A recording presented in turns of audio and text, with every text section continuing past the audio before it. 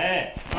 अतः यह अति आवश्यक है कि नशा मुक्त भारत अभियान में सर्वाधिक संख्या में युवा जुड़े।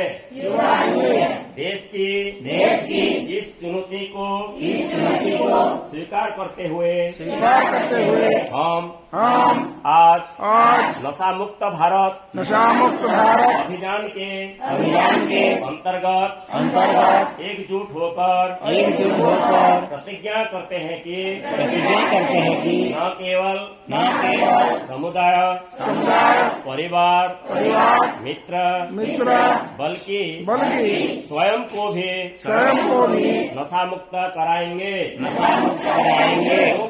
क्योंकि बदलाव की शुरुआत अपने आप से होनी चाहिए। इसलिए आइए हम सब मिलकर अपने जिले सुवर्णपुर और राज्य उड़ीसा को नशा मुक्त कराने का दृढ़ निश्चय करें। मैं प्रतिज्ञा करता हूं कि